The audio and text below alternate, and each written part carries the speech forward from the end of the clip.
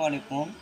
আমি সুনামগঞ্জ পৌরসভার কালীপুর ৯ নং ওয়ার্ড বর্তিত এলাকা থেকে বলছি তাজুল ইসলাম।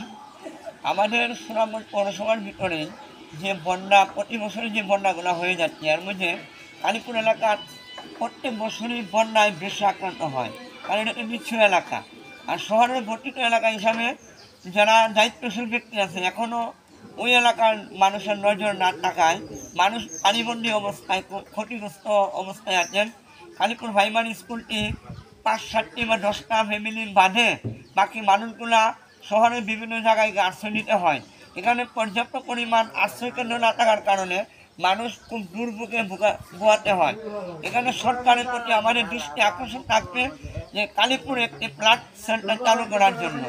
আমি প্রশাসনের এবং সরকারের দায়িত্ব নিয়োজিত যারা আছেন আপনাদের প্রতি অনুরোধ থাকবে যে যারা পানিবন্দী অবস্থায় এখনো পাকশাক করে খেতে পারছে না, তাদের দৃষ্টি আকর্ষণের জন্য এখনও পর্যাপ্ত পরিমাণ ত্রাণ না দেওয়ায় মানুষ খুব কষ্টে আছে।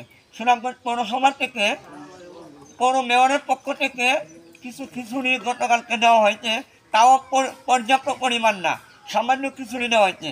আশা করি সরকারের দায়িত্ব নিয়ে যারা আছেন আমাদের কালীপুর, হাসান বসন, কলিপুর বর্তিত এলাকায় এবং জলিলপুর এলাকায় আপনারা দৃষ্টি আকর্ষণ করার জন্য সবিনয় অনুরোধ করছি। ঠিক আছে, ধন্যবাদ।